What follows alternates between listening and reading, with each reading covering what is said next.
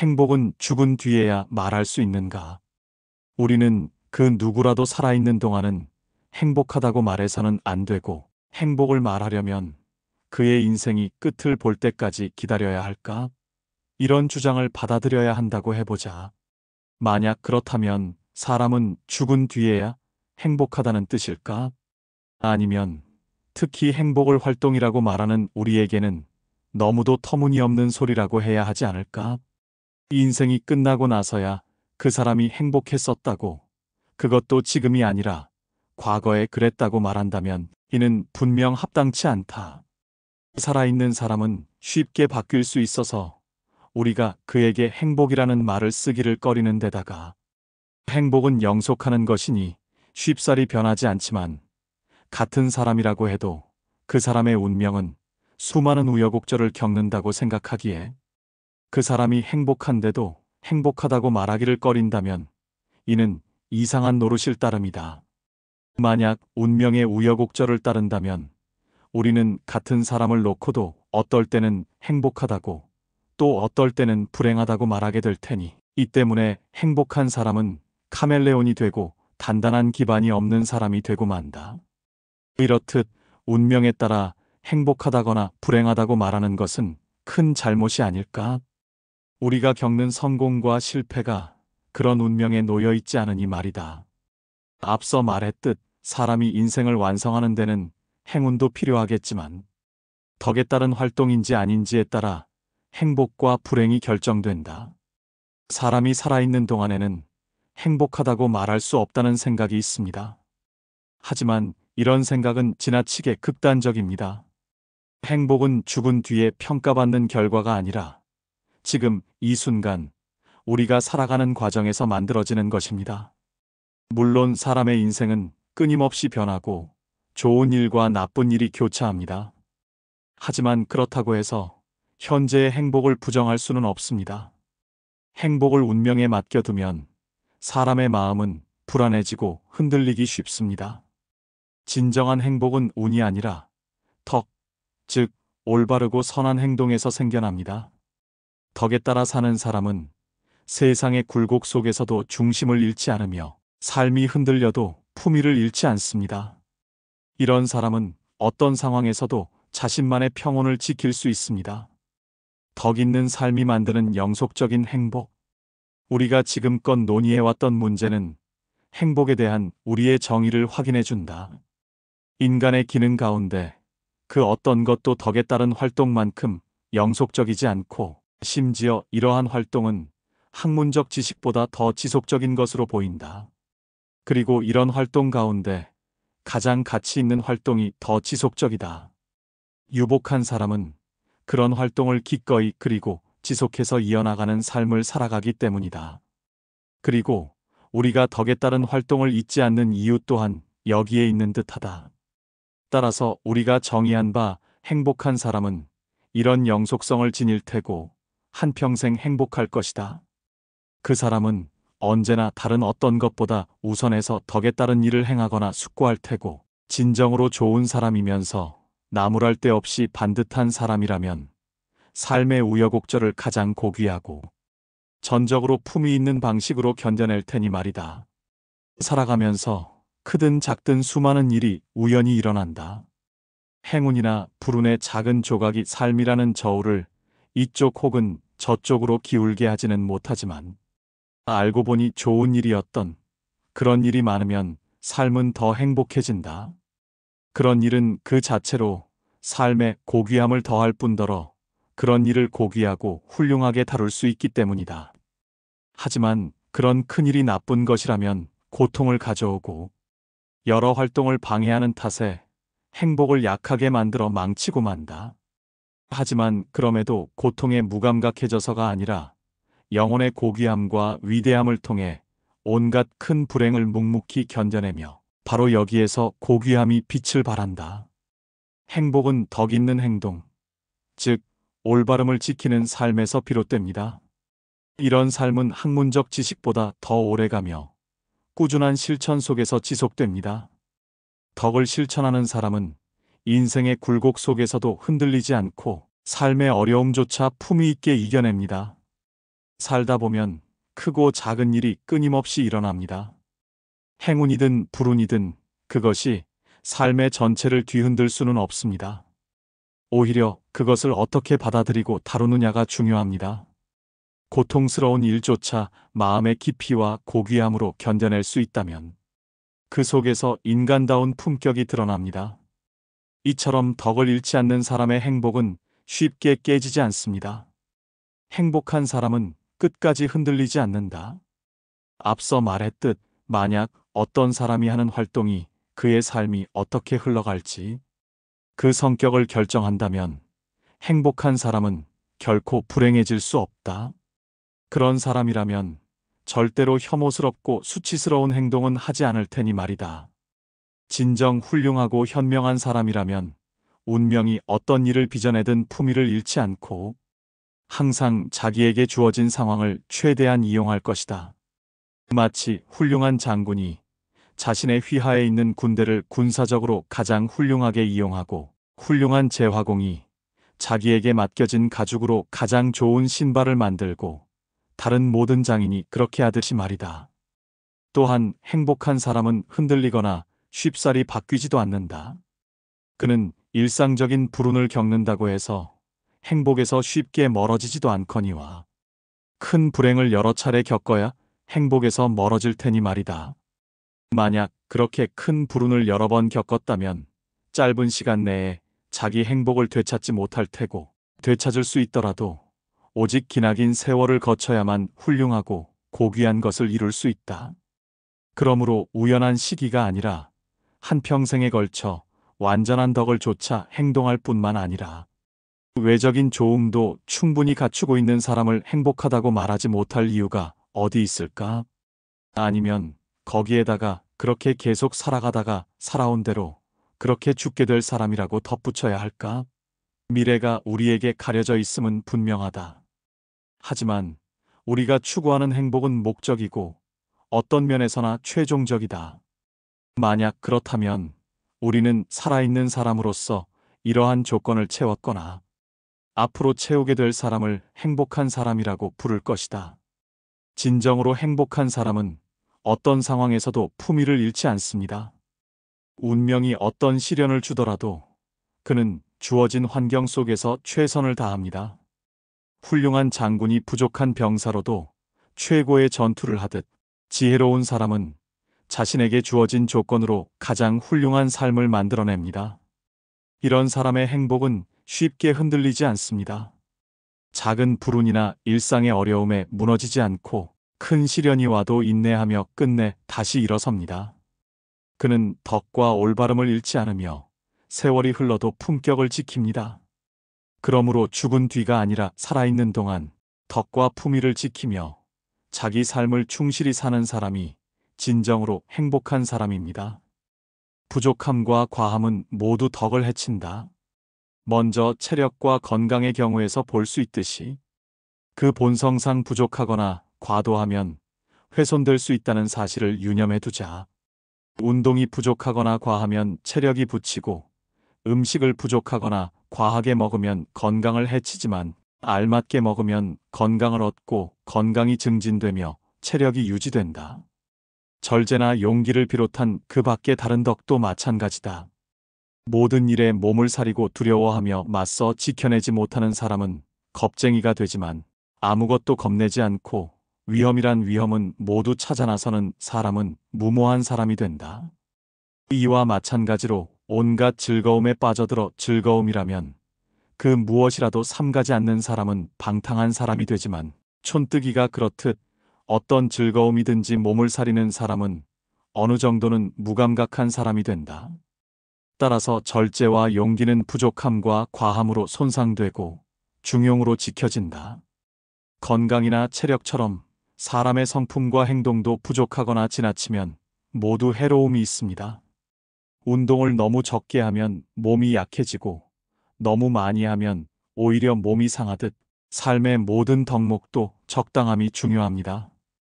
용기를 예로 들면 아무것도 두려워하지 않고 무턱대고 덤비면 무모해지고 반대로 매사에 겁이 많아 도전하지 못하면 비겁해집니다. 또 절제의 경우 즐거움을 아예 거부하면 마음이 메마르고 쾌락에 빠지면 인생이 흐트러집니다.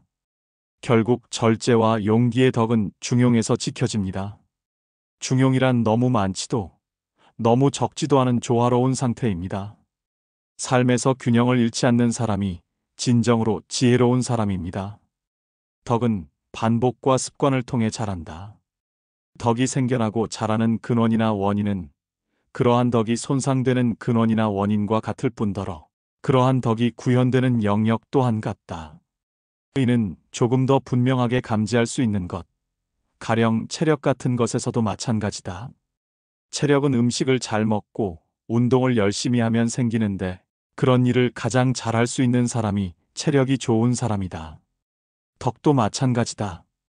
우리는 즐거움을 스스로 절제함으로써 절제력 있는 사람이 되고 절제력 있는 사람이 되고서야 그런 즐거움을 제대로 절제할 수 있다. 용기도 다르지 않다. 우리는 두려운 것을 하찮게 여기며 그러한 두려운 것에 과감히 맞서는 습관을 들임으로써 용감해지고 그렇게 용기 있는 사람이 되고서야 두려운 것에 가장 잘 맞설 수가 있다. 덕이 자라는 방법도 체력과 같습니다. 운동을 계속해야 근육이 자라듯 덕도 꾸준한 실천을 통해 생깁니다. 절제는 한두 번 참고 끝나는 것이 아니라 즐거움을 스스로 조절하고 다스리는 습관을 반복하면서 몸에 배는 것입니다. 용기도 마찬가지입니다. 두려움을 이겨내는 연습을 할수록 마음이 단단해지고 그렇게 용감한 사람이 된 뒤에야 비로소 두려움을 잘 다스릴 수 있습니다. 즉, 덕은 타고나는 것이 아니라 반복되는 행동 속에서 길러지는 능력입니다.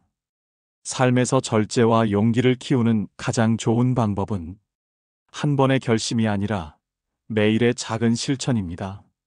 조금씩 균형을 잡아가다 보면 어느 순간 우리는 스스로를 다스릴 줄 아는 사람으로 자라납니다. 중용은 덕의 중심이자 지혜의 기준이다. 지금까지 도덕적인 덕은 중용이고 어떤 의미에서 그러한지 중용은 두 악덕, 즉 과함에 관련된 악덕과 부족함에 관련된 악덕 사이에 있으며 중용이 덕인 이유는 정념과 행위에서 중도에 있는 것을 지향하기 때문이라는 점을 충분히 설명했다. 그렇기에 좋은 사람이 되기는 쉽지 않다. 모든 일에서 중도를 찾아내는 일이 쉽지 않기 때문이다. 예컨대 원의 중심을 찾는 일은 아는 사람이나 할 수 있지 모든 사람이 할 수 있는 것은 아니다.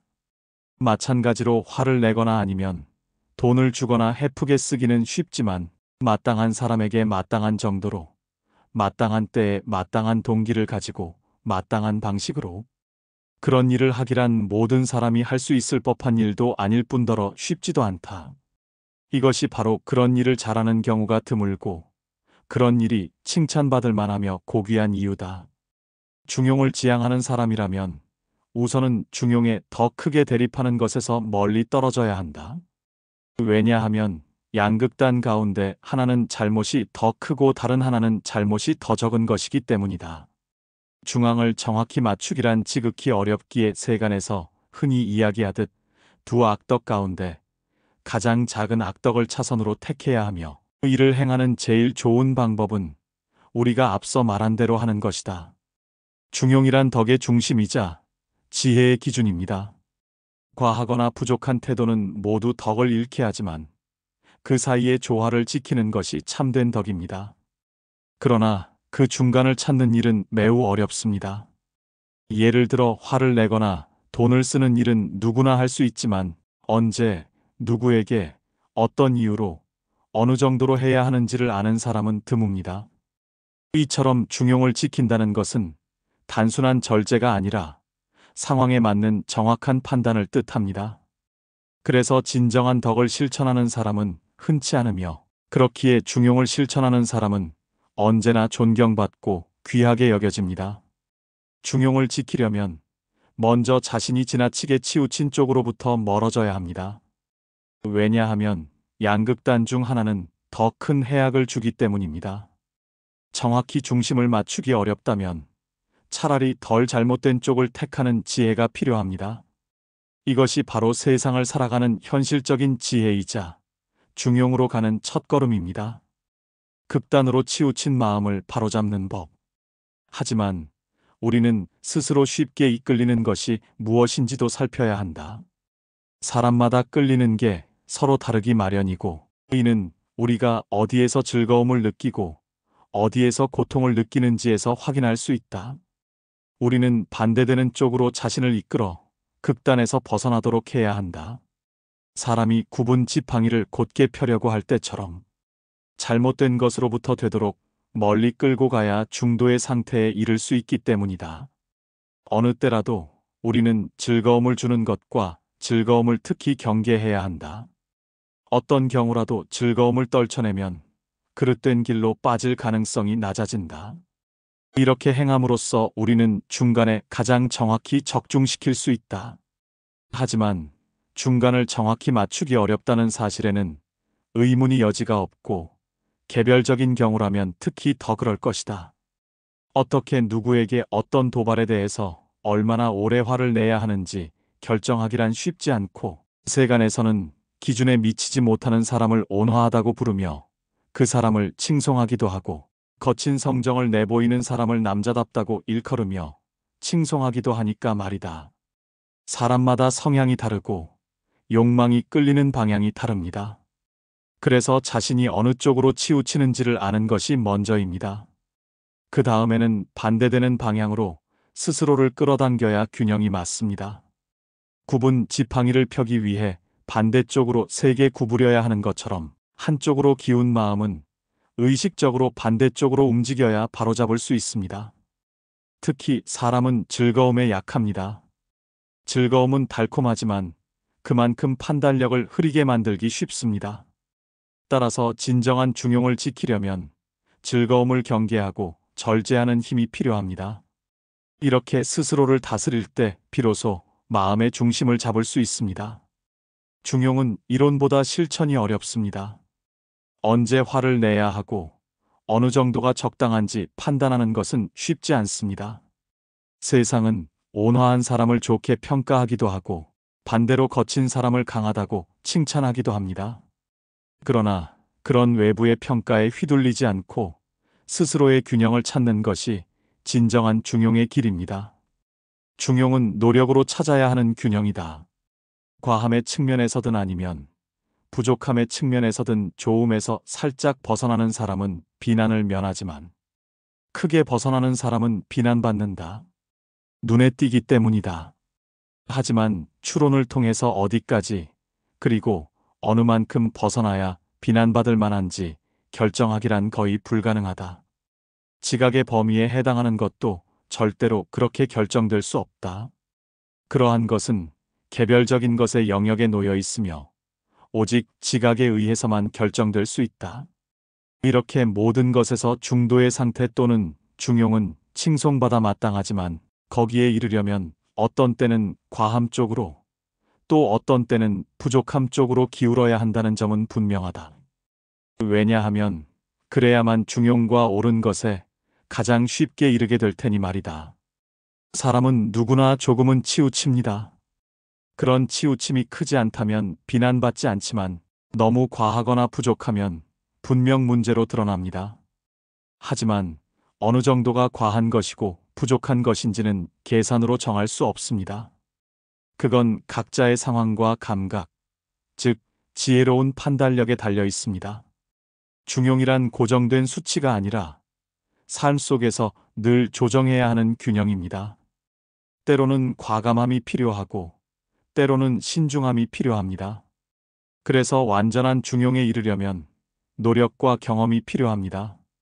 삶의 여러 순간에서 과함과 부족함의 양극단을 멀리하고 조금씩 중심으로 다가가려는 태도, 바로 그것이 지혜로운 삶의 자세입니다.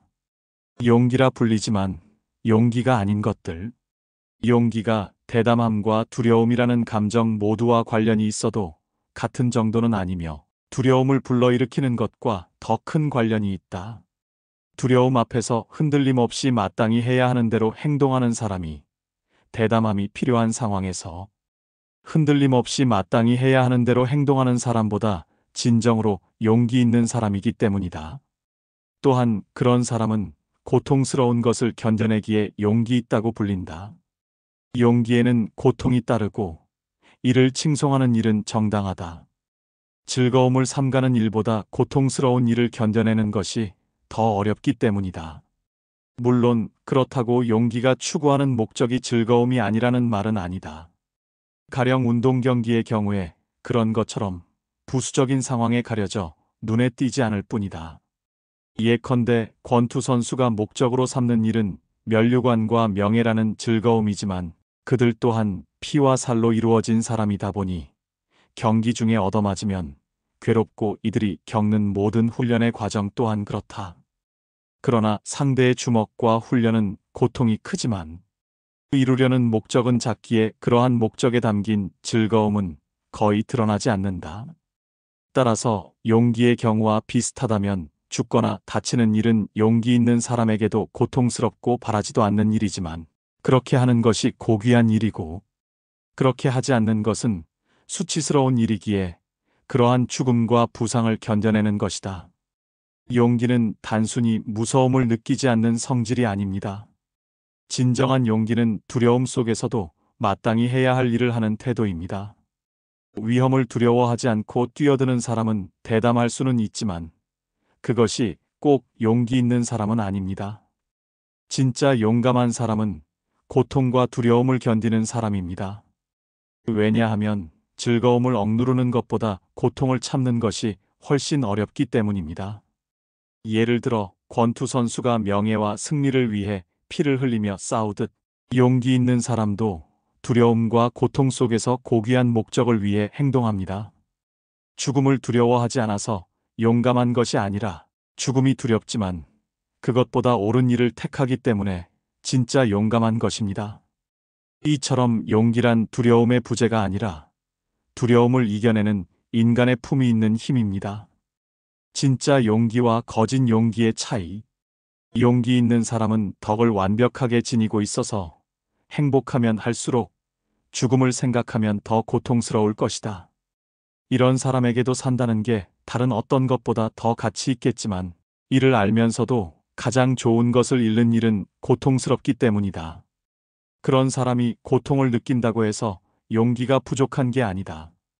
오히려 그런 고통에도 불구하고 전쟁터에 나가 이 모든 좋은 것 대신에 고귀한 행동을 선택하기에 훨씬 더 용기 있는 것이다. 그러므로 덕을 발휘해 그 목적을 이루는 경우를 제외하면 덕을 행하는 일이 즐겁다는 말이 모든 덕에 적용되지는 않는다. 그렇다고 해서 이런 성품을 지닌 사람보다 용기는 조금 부족해도 잃어버릴 좋은 것이라고는 하나도 없는 사람이 더 유능한 군인이 되지 못할 이유는 없다. 왜냐하면 이런 사람은 위험에 대담히 맞서고 주저없이 헐한 이익과 자기 목숨을 맞바꾸기 때문이다. 용기에 대해서는 이 정도로 설명을 마무리하자. 앞서 말한 것이면 개괄적으로나마 용기의 본성을 알아내기는 어렵지 않을 것이다. 진정한 용기 있는 사람은 죽음을 두려워하지 않는 무감각한 사람이 아닙니다. 오히려 삶의 가치와 행복을 잘 아는 사람일수록 죽음을 더 깊이 두려워합니다. 그럼에도 불구하고 고귀한 일을 선택하기 때문에 진짜 용감한 것입니다. 두려움을 느끼면서도 옳은 일을 택하는 사람, 그가 바로 용기 있는 사람입니다. 겉으로 보기엔 대담하지만 욕심이나 명예를 좇아 위험에 뛰어드는 사람도 있습니다. 그러나 그런 행동은 진짜 용기가 아니라 무모함과 욕망의 결과입니다. 덕에서 비롯된 용기는 이익을 위해 싸우는 용기가 아니라 정의와 명예를 위해 고통을 감수하는 용기입니다. 용기란 단순한 행동이 아니라 두려움 속에서도 바른 길을 선택하려는 인간의 의지이자 덕목입니다. 이것이 바로 용기처럼 보이지만 용기가 아닌 것들과 구별되는 진짜 용기의 본질입니다. 지금까지 여러분의 행복하고 지혜로운 황혼을 응원하는 황혼철학이었습니다. 감사합니다.